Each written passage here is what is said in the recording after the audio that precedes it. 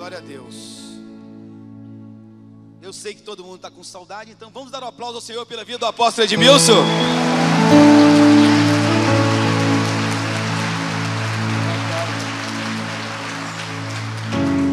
Shalom, queridos. Estavam com saudade mesmo? Que bom estarmos juntos neste primeiro dia da semana, o dia da ressurreição do nosso Senhor e Salvador Jesus Cristo. Estivemos um tempo em Sião, Israel. Foi um tempo muito precioso. Foram dias maravilhosos, orando pela paz de Jerusalém, nos lugares onde Cristo esteve ministrando, iniciando o seu ministério, o lugar da sua morte, mas muito além da morte, o lugar da sua ressurreição. O túmulo continua vazio. Temos a Ana conosco. Deus que te abençoe, Ana. Fez parte da nossa caravana. Temos aqui as irmãs, pastora, discípula da pastora Edita. Edita levou quantos, Edita? 8 pessoas com ela. Vamos dar um aplauso pela vida da pastora Edita. Uma pastora, discípulas que Deus tem dado a ela e todo o cuidado que ela tem com essas mulheres maravilhosas. Foi um tempo muito bom. Mas estamos aqui é o nosso lugar, aqui é a nossa terra, aqui é a nossa nação. E hoje é um dia muito importante para o Brasil. Quantos têm orado pelo Brasil? Estou admirado porque algumas pessoas devem ter ficado à frente da televisão ou ido para as ruas, né? Mas nós estamos no melhor lugar, que é o lugar da oração. Vamos orar pela nossa nação. Eu gostaria que os pastores viessem comigo aqui. Vamos ter uma oração especial pelo Brasil. Quantos amam o Brasil? Jesus, Ele é o Senhor da nossa nação. Eu sei que nós fazemos os nossos planos, nós temos os nossos projetos, mas nós declaramos que nenhuma arma forjada contra o Brasil vai prosperar.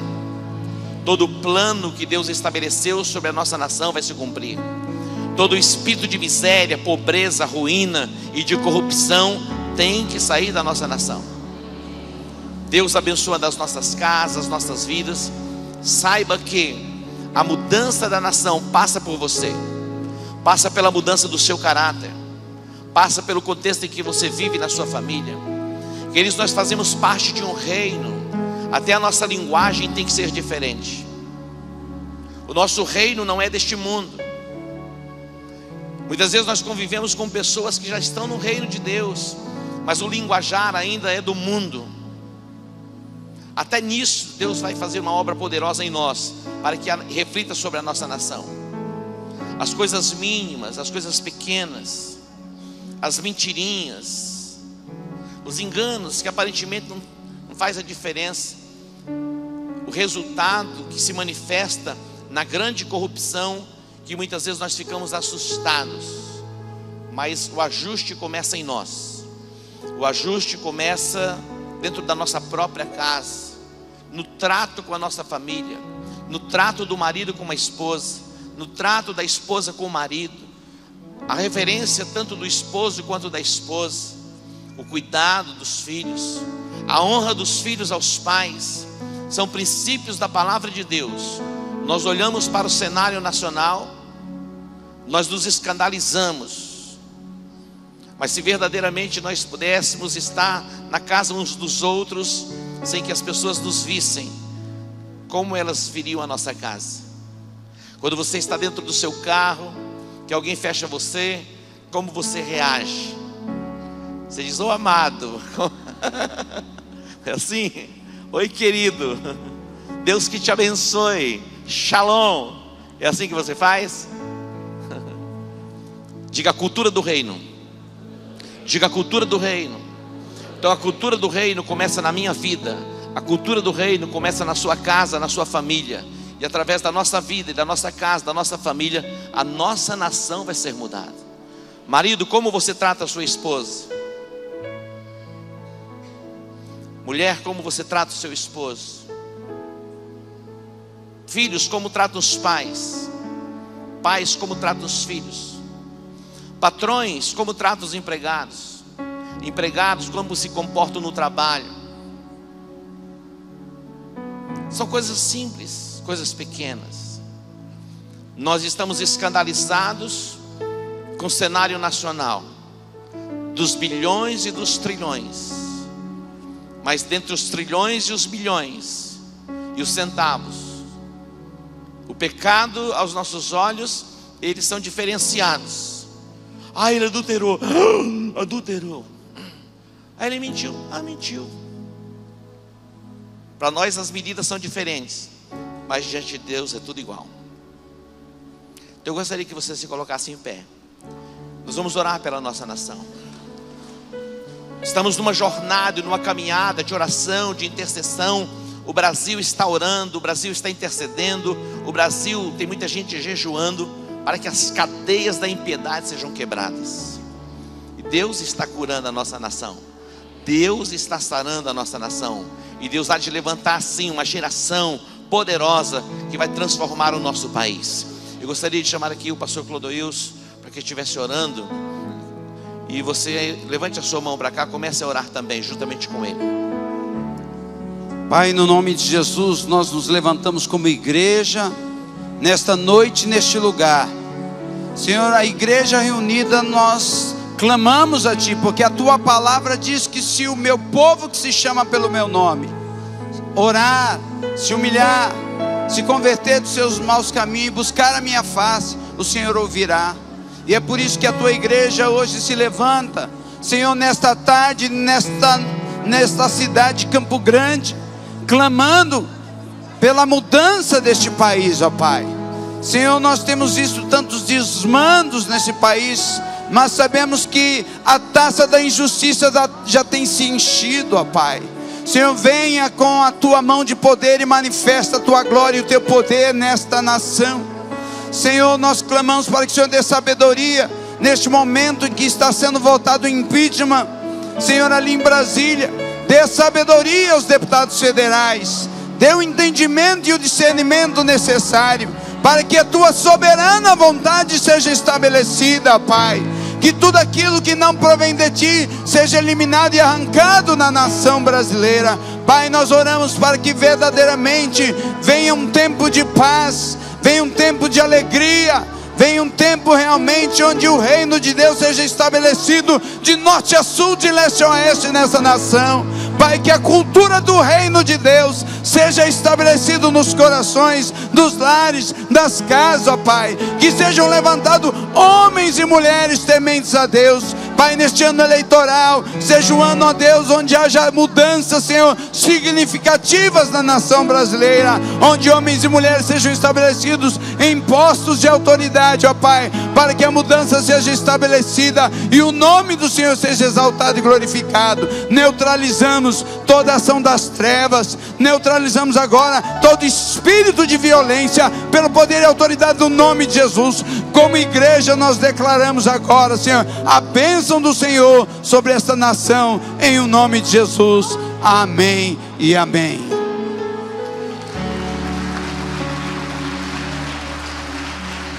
Glória a Deus. Podemos assentar. Graças a Deus. Abra sua Bíblia no livro do profeta Isaías, capítulo 45. Isaías, capítulo 45. Diga comigo assim: eu creio na Bíblia. Eu creio que ela é a palavra de Deus. Diga: eu sou o que a Bíblia diz que sou. Diga: eu tenho o que a Bíblia diz que eu tenho. Diga: eu posso o que a Bíblia diz que eu posso. Amém. Isaías 45, o versículo de número 3. Isaías 45, 3 diz assim: dar-te-ei os tesouros das trevas e as riquezas encobertas, para que possas saber que eu sou o Senhor, o Deus de Israel, que te chama pelo teu nome. Dar-te-ei os tesouros da terra, os tesouros das trevas e as riquezas encobertas. Diga comigo assim: riquezas encobertas, tesouros escondidos. Riquezas encobertas, tesouros escondidos. Diga mais uma vez. Mais uma vez. Mais uma vez. Agora sentado, feche os teus olhos. Esse é um momento para você se voltar completamente para o trono da graça. Este é um momento para você trazer a sua mente, a sua alma cativa a este lugar. Este é um momento para que toda força de pensamento que vem do exterior seja neutralizada em você. Este é o momento para que a terra, que é o seu coração, esteja completamente preparado para receber a semente. Que você administre os teus sentimentos, que você administre as tuas emoções, e que você neutralize pelo poder do Espírito Santo toda intervenção de pensamentos que contraria o propósito de Deus. Pai, derrama o óleo fresco sobre a nossa cabeça. Ilumina, ó Pai, os olhos do nosso entendimento. Que tenhamos a percepção espiritual ativada. Fala conosco, Deus. Fala conosco nesta tarde. Em o nome de Jesus eu clamo. Eu te peço. Diga amém. Riquezas encobertas, tesouros escondidos, é o tema que Deus tem nos dado para o mês de abril. Quando você olha para o altar, você vê o púlpito, você vê aqui esta imagem, riquezas encobertas, tesouros escondidos, aqui do lado uma bússola, e você vê também, muito mais do que a bússola, você vê a Bíblia, a palavra de Deus. A Bíblia, a palavra de Deus, é a lâmpada para os nossos pés, é a luz para o nosso caminho. O apóstolo Paulo, ele se colocava de joelho, ele orava pela igreja que estava em Éfeso, para que os olhos do entendimento fossem iluminados, para que a percepção espiritual fosse ativada neles. E esta é a minha oração neste dia, que o Espírito Santo de Deus ilumine os olhos do nosso entendimento, para que possamos compreender os mistérios de Deus, o que está por trás da letra. Quando você olha para a Bíblia e lê a Bíblia, há algo que está por trás de cada palavra, que sai da letra e entra no Espírito, que pode mudar as nossas vidas. Quando nós falamos a respeito de riquezas encobertas, tesouros escondidos, muitas vezes a nossa mente ela é projetada para algo de valor material e terreno. A nossa mente, a nossa alma muitas vezes é projetada para uma jazida de ouro, uma mina de ouro, uma jazida de petróleo ou coisa semelhante. Mas quando a Bíblia fala, dar-te-ei, dar-vos-ei as riquezas encobertas e os tesouros escondidos, fala dos mistérios de Deus que serão revelados a nós, que é muito mais precioso do que o ouro, é muito mais precioso do que a prata. As verdades e os mistérios de Deus que estão por trás de cada letra, de cada palavra, que pode quebrar as cadeias das trevas que prevalecem sobre a nossa mente, sobre o nosso coração, e nos detém, nos limita na nossa caminhada, e nos impede de vivermos a plenitude daquilo que foi proposto pelo Pai, e executado como projeto de redenção na cruz do Calvário. Riquezas encobertas, tesouros escondidos.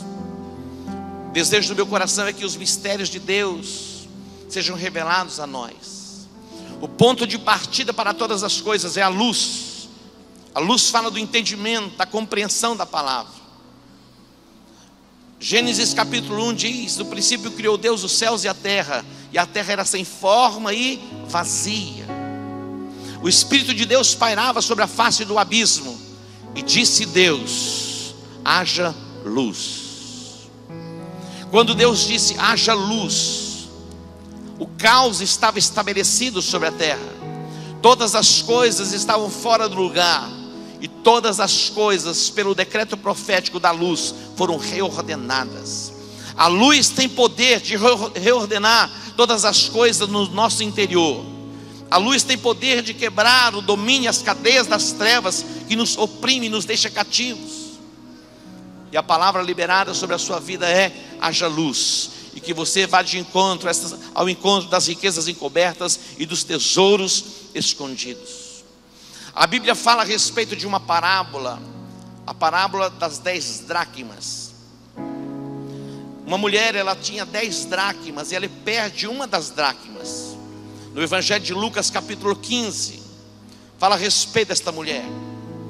Ela tinha 10 dracmas e ela perdeu uma das suas dracmas. Muitas vezes no contexto de 10, o que é perder um? aparentemente é insignificante, mas para aquela mulher, era muito importante. E a Bíblia diz que ela então acendeu a sua candeia. Nós estivemos na Palestina. As casas antigamente na Palestina, dificilmente elas tinham janelas, tinha apenas uma porta. Geralmente havia muita obscuridade.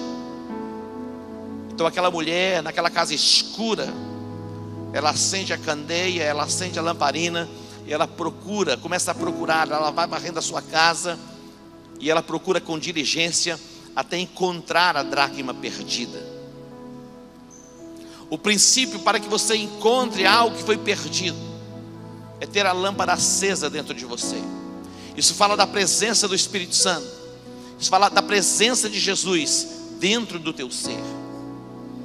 Riquezas encobertas e tesouros escondidos é muito mais do que uma casa, é muito mais do que um carro, é muito mais do que um guarda-roupa com tantas roupas bonitas. Riquezas encobertas e tesouros escondidos é a luz e a revelação da palavra de Deus penetrando no mais profundo do nosso coração, que tem poder de quebrar com as preocupações, ansiedades deste mundo. O desejo do meu coração é que o Espírito Santo de Deus nos encha desta luz.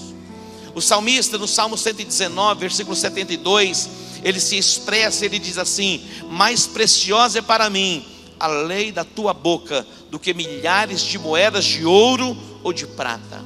Olha a expressão do salmista: mais preciosa é para mim a lei da tua boca do que milhares de moedas de prata ou de ouro. A palavra de Deus traz em si a preciosidade, a riqueza, que vale mais do que milhares de moedas de prata, milhares de moedas de ouro. Muitas vezes o nosso foco está no ouro, está na prata, mas o nosso foco deve estar na palavra de Deus, que ela é mais preciosa do que milhares de moedas de prata ou de ouro.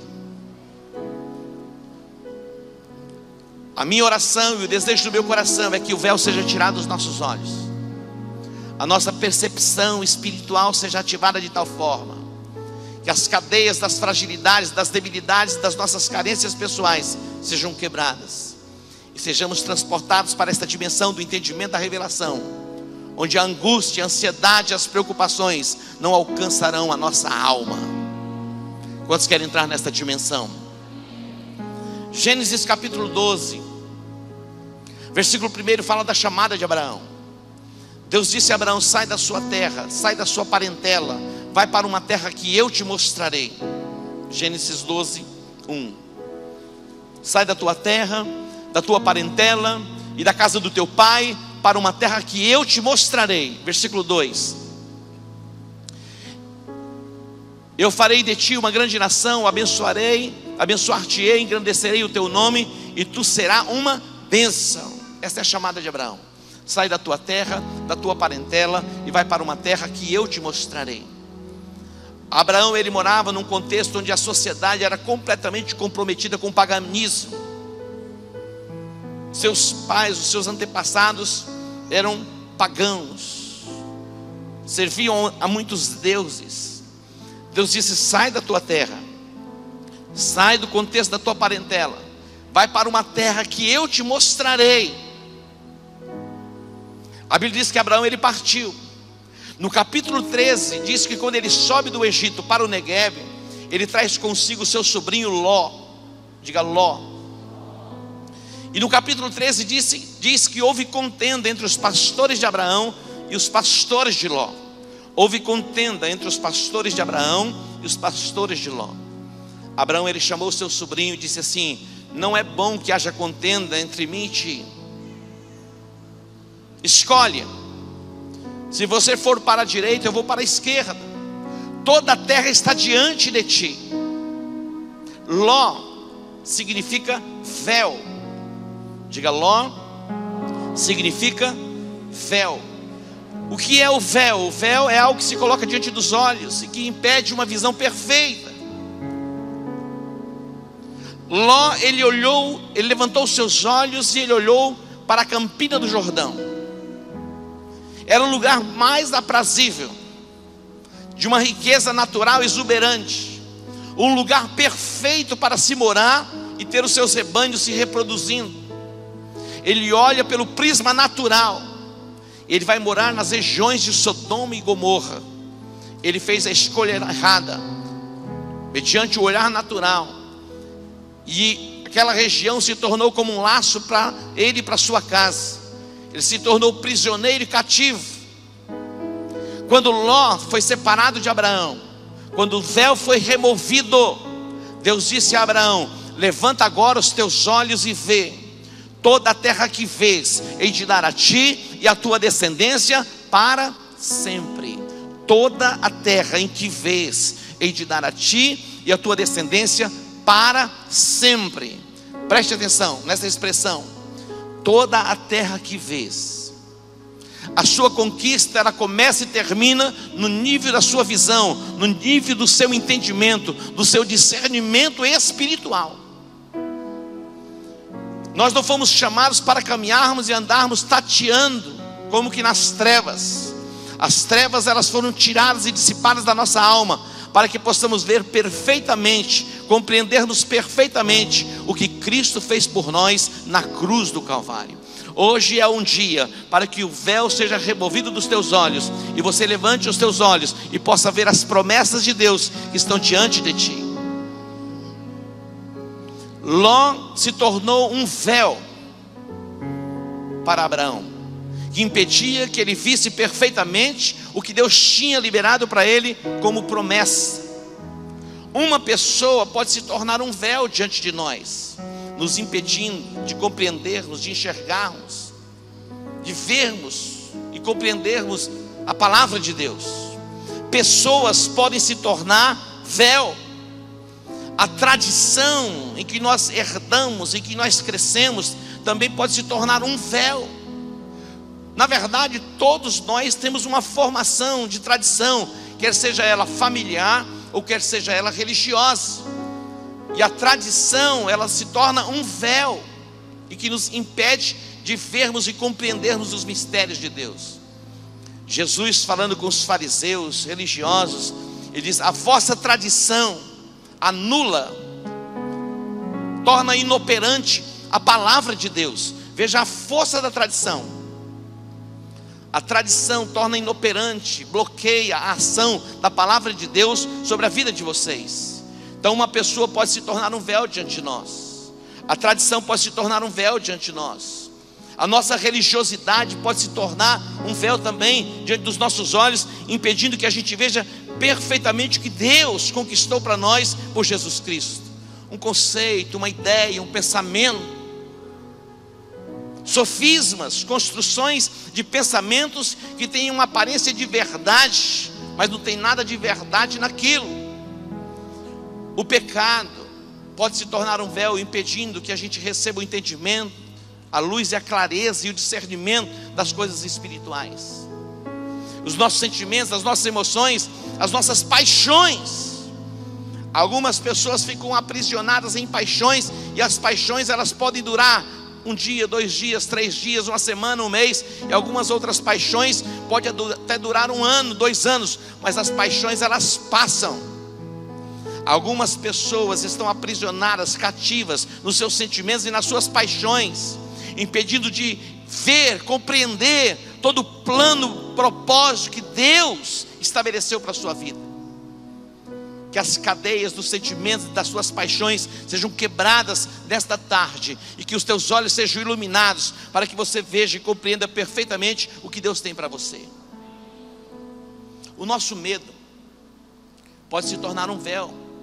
As nossas angústias, as nossas ansiedades, as nossas preocupações pode impedir-nos de ver a grandiosidade do nosso Deus e a sua provisão que está diante de nós. Quando Agar teve o filho, gerou muito ciúme em Sara. E aquela criança, ela começa a crescer. Depois Sara fica grávida, tem o Isaac, e ali começam as competições. Chega um momento que já não dava mais para conviver, e Abraão disse para Sara: olha, Agar está nas tuas mãos, faz com ela o que você quiser fazer. Então Sara vai despedir Agar, e ela vai sair pelo deserto, sem saber para onde estava indo.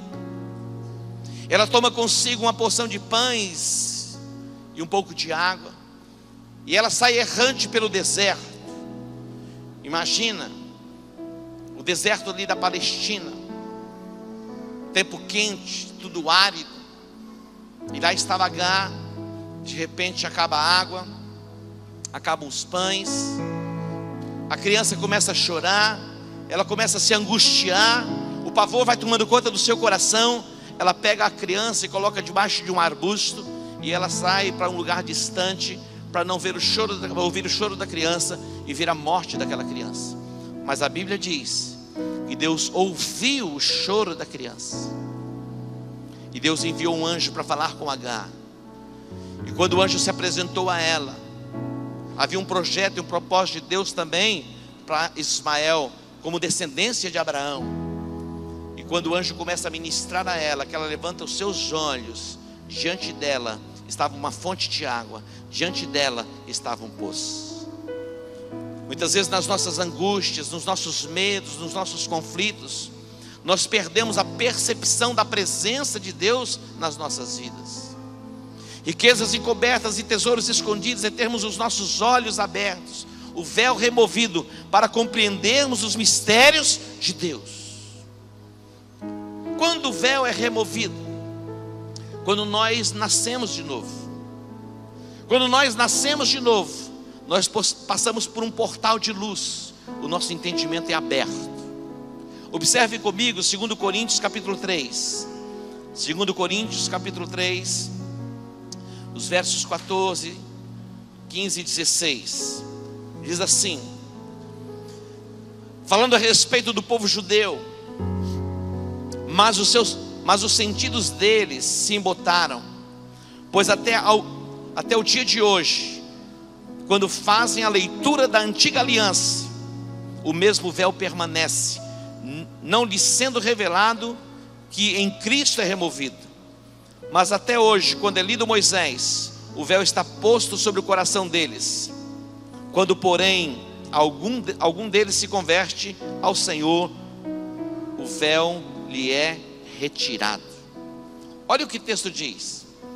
Até hoje, quando os judeus se reúnem na sinagoga, eles leem a antiga aliança, eles leem os livros de Moisés, que é Gênesis, Êxodo, Levítico, Número e Deuteronômio, que é a Torá.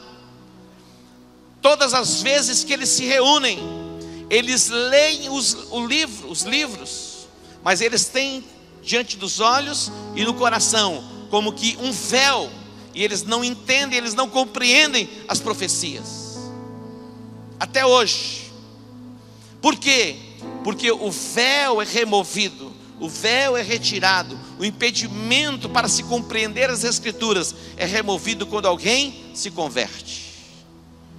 A conversão é o ponto, é o começo, é o início da luz, que penetra no seu coração e traz consigo a capacidade para quebrar as cadeias das trevas e as regências espirituais que controlavam e dominavam a sua vida.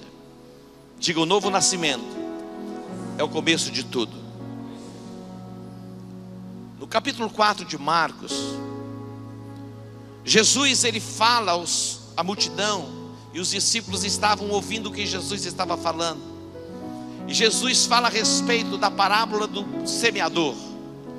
E de certo semeador saiu a semear, parte da semente caiu à beira do caminho, outra semente caiu no solo rochoso, outra parte da semente caiu no solo onde havia espinhos, e outra parte da semente caiu no solo bom, e aí produziu-se a 30, a 60 e a 100 por um. Olha só, o solo bom com a capacidade de se produzir a 30, a 60 e a 100. Se a semente, que é a palavra de Deus, germinar a 30, você já alcança o nível em Deus. A 60, agora imagina a 100. Você chegar a esse nível de reprodução, é o nível do entendimento. Mas quando Jesus ele fala a respeito da parábola, ninguém compreendeu nada, ninguém entendeu nada. nem os discípulos que já estavam caminhando com ele puderam compreender. Então eles vieram no particular e eles disseram a Jesus: nós não compreendemos aquilo que você falou a respeito da parábola. Jesus fala assim: olha, a vós é dado a saber, a conhecer os mistérios do reino de Deus. Olha o que Jesus disse para eles: a vocês que caminham comigo é dado a conhecer os mistérios do reino de Deus. Mas para os que estão de fora se fala por parábolas. Eles não vão entender, eles não vão compreender. Quando nós começamos a nossa caminhada com Jesus, a luz, a revelação começa a penetrar e chega ao mais profundo do nosso ser, dissipando todas as trevas em nós. É interessante porque quando você lê um livro, você vai compreender na perspectiva do escritor.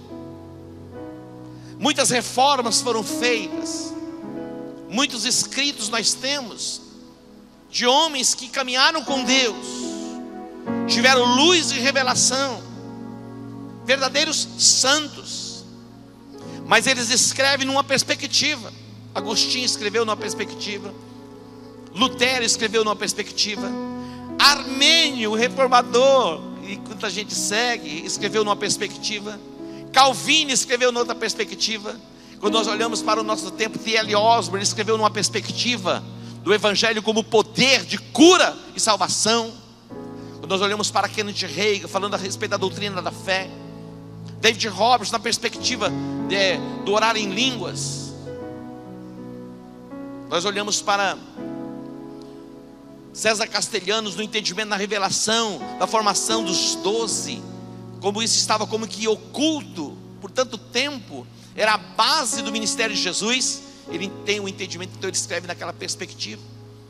Então, na perspectiva do entendimento de cada um de nós, na luz que temos, é na dimensão que vamos caminhar.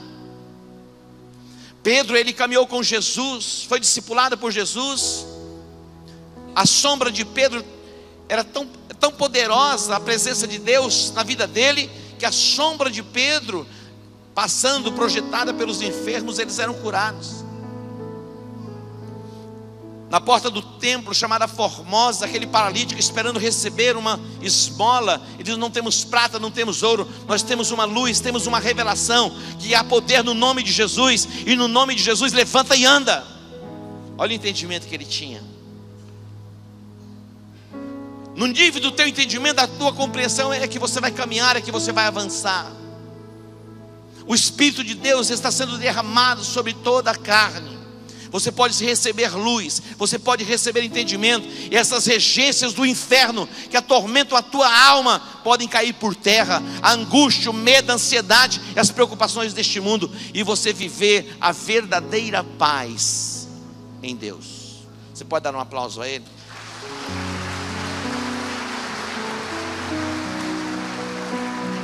O Espírito Santo de Deus pode abrir os olhos do nosso entendimento, nos fazendo compreender os mistérios da palavra de Deus. A força da religiosidade pode ser quebrada na nossa vida. Nicodemos, ele foi a Jesus porque ele ouviu falar de Jesus. Ele ouviu falar de um Jesus que estava curando na Palestina, ali na Galileia, em Jerusalém. Ele ouviu falar de um homem que curava os enfermos, expulsava os demônios, fazia milagres de multiplicação de pães e de peixes, transformar a água em vinho. Despertou nele a curiosidade de estar com Jesus. Nicodemos, ele era um líder religioso, e ele vem ter com Jesus numa noite, e Jesus disse assim: Nicodemos, preste atenção, porque Nicodemos vai logo ele vai falando a respeito de Jesus, diz assim: olha, eu sei que ninguém pode fazer os sinais miraculosos que o Senhor tem feito. Ele chama Jesus de mestre. Diz: mestre, ninguém pode fazer o que você está fazendo se não for alguém enviado por Deus. Jesus olha para Nicodemos e diz assim: Nicodemos, preste atenção. Em verdade eu te digo, se você não nascer de novo, você não pode ver o reino de Deus. Você não pode compreender o reino, é loucura. Não tem como compreender o reino com a mente humana. É impossível. É só quando nós recebemos a revelação, para compreendermos essa chamada extraordinária e maravilhosa, para vivermos o reino. Se você não nascer de novo, você não pode ver o reino, compreender o reino. Nicodemos, o líder religioso, diz: eu vou ter que voltar a entrar no ventre da minha mãe, já sou velho. Falou: Nicodemos, você continua não compreendendo. Preste atenção. Em verdade eu te digo, se você não nascer de novo, você não pode entrar no reino de Deus. O reino de Deus não é comida, não é bebida, mas é paz, é justiça e é alegria no Espírito Santo. Os mistérios do reino. Paulo, outrora chamado Saulo, um homem extremamente religioso, na sua idade ele excedia no judaísmo todos aqueles que eram contemporâneos seus. Diz: olha, eu fui instruído aos pés de Gamaliel. Ele apresenta suas credenciais como um homem extremamente religioso e zeloso das tradições dos seus antepassados. Até que um dia ele teve um encontro com esta luz, com esse mistério chamado Jesus. E aquelas cadeias de religiosidade vão ser quebradas na sua alma. Ele vai ser colocado em liberdade. Paulo vai começar a testemunhar a respeito do poder da ressurreição, que se manifestou em Cristo Jesus. Ele vai falar de um Cristo ressurreto. Ele vai dizer assim: olha, se Cristo não ressuscitou, vã é a nossa fé, mas nós somos testemunhas de que Ele ressuscitou dentre os mortos. Primeiro Ele apareceu a Cefas. Ele aparece àquelas mulheres, mas Paulo fala: primeiro Ele apareceu a Cefas, que é Pedro. Depois Ele apareceu aos 12. Depois Ele apareceu a cerca de 500 pessoas. Depois Ele esteve com Tiago. Depois novamente Ele esteve com os 12. E por último Ele apareceu a mim como um abortivo, e me chamou para o apostolado. Eu, o menor de todos, que nem sou digno de ser chamado apóstolo. É interessante porque até ali, e depois disso, Jesus não aparece a mais ninguém para ministrar salvação. Ele deu a mim e a você as chaves do reino, para ligarmos e desligarmos e proclamarmos as boas novas do Evangelho. Saulo foi o último que Jesus aparece depois da sua ressurreição, no caminho de Damasco, e disse: Saulo, Saulo, por que você me persegue? E Jesus se revela a ele. Os grilhões e as cadeias da religiosidade foram quebrados nele. Ele se tornou o apóstolo Paulo. E nós fomos alcançados pela mensagem do Evangelho, que vem de Jesus Cristo, passa pelos outros apóstolos, mas passa essencialmente por ele, outrora perseguidor do caminho. O mistério que estava em oculto foi revelado. Paulo, quando ele escreve a carta aos Efésios, ele fala o quanto nós fomos abençoados em Cristo. Nós fomos vivificados nele. Outrora nós não éramos povo, estávamos distantes das alianças, mas agora Ele nos fez coparticipantes. Nos tornamos da natureza agora divina. Este é o entendimento e a compreensão dos mistérios de Deus. O mistério é o Cristo revelado, morreu na cruz, ressuscitou ao terceiro dia, para dar a nós a salvação e a vida eterna. Você pode dar um aplauso a Ele? A equipe de louvor pode vir para cá. Eu gostaria que todos se colocassem em pé. Que os mistérios de Deus sejam revelados no seu coração. Que as cadeias, seja quais forem, sejam quebradas na sua alma. Que o véu, seja qual tipo de véu, seja removido da sua vida. E você veja perfeitamente, compreenda perfeitamente o que Jesus fez por você na cruz do Calvário. Preste atenção. Nós vamos encerrar. Na cruz do Calvário está toda a obra da redenção. Toda a obra da redenção. Escute bem o que eu vou dizer para você.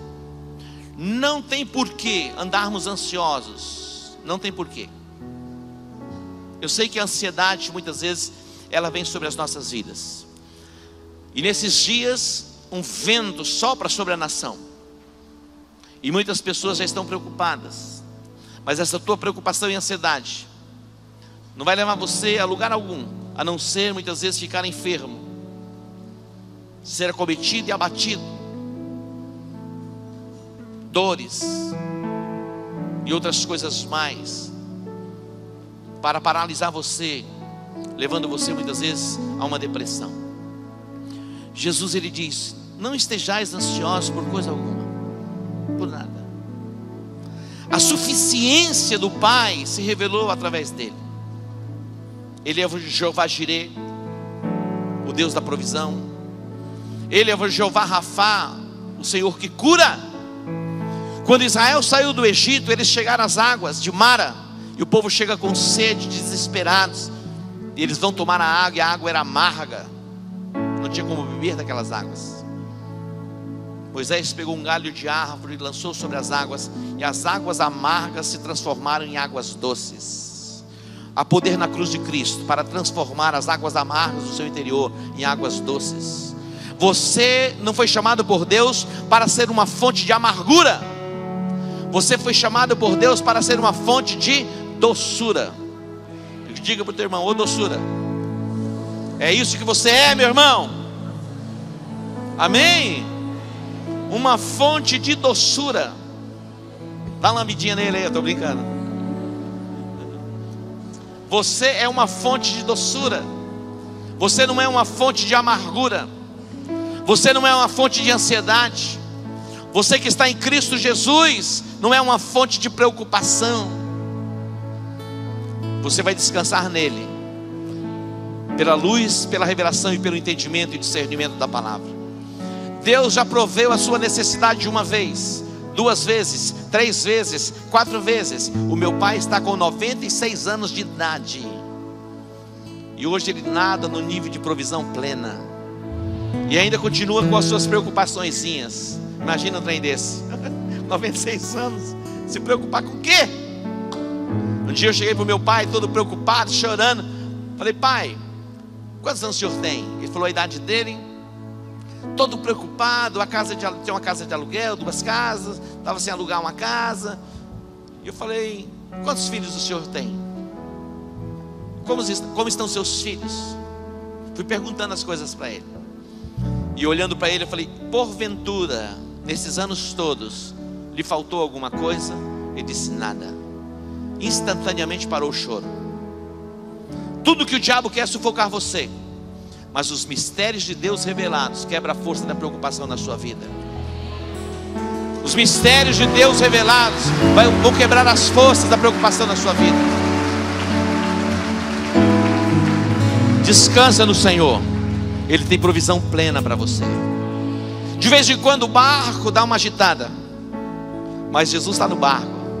Vai lá, acorda ele, chama ele, fala: ei, não te dá que pereçamos? Ele fala: ei, homem de pequena fé. Jesus é engraçado, né? Lá no barco, dormindo, água entrando, água para um lado, água para o outro, vento. E os discípulos: ei, nós vamos perecer. Ele falou: não, não vai não. A gente vai chegar do outro lado. Você vai chegar do outro lado. Diga para o seu irmão: você vai chegar do outro lado. Então essa guerra, esse ventinho que está por aí, ó, você vai chegar do outro lado. Deus vai te abençoar poderosamente. Nós vamos viver um novo tempo como nação. As promessas de Deus vão se cumprir na nossa vida. Você vai prosperar em meio à crise. Acredita, meu irmão? Diga: eu tomo posse. Você vai poder sorrir diante da adversidade. Volte-se para Deus. Na madrugada, quando você acordar tomado de ansiedade, não vá para a televisão, não vá para o computador, para a internet. Vá para a palavra. Fala: eu estou aqui com a minha bússola, eu quero encontrar algo perdido. E Deus vai começar a falar com você. Ele fala: filho, eu estou cuidando de você. Quando você passar pelas águas, você não vai naufragar nas águas. Quando você passar pelo fogo, o fogo não vai arder em você. Eu estou com você todo o tempo. Levante suas mãos aos céus. Pai, te agradecemos e te bendizemos por esta tarde, pela tua palavra. Que a tua mão, Deus de poder, que tem agido sobre nós, envolva a nossa nação. Que toda ansiedade, toda preocupação caiam por terra agora. Todos os espíritos atormentadores caiam por terra no nome de Jesus. Em o nome de Jesus, eu entro nas regiões celestiais para neutralizar as reivindicações das trevas. O sangue de Jesus tem poder para quebrar a força do pecado na sua vida, neutralizando as reivindicações do inferno. Em o nome de Jesus, que a unção do Espírito Santo seja derramada sobre a tua cabeça, seja estabelecido um novo tempo, seja estabelecido um novo dia. As reivindicações do inferno dentro da tua casa sejam quebradas agora, em o nome de Jesus. Pai, que venham os tempos de refrigério pela presença do Senhor. Eu ordeno a bênção do Senhor sobre a tua vida. Eu ordeno a bênção do Senhor sobre a tua casa, sobre a tua família, em o nome de Jesus. Que o Senhor te guarde, que o Senhor te proteja, que o Senhor te livre do mal, que a luz e a revelação da palavra inunde o teu coração, e que todos os teus temores caiam por terra. Eu te abençoo em o nome de Jesus. Diga amém. Deus que te abençoe. Uma boa semana para você. Quarta-feira, venha para a igreja. Shalom, um beijo.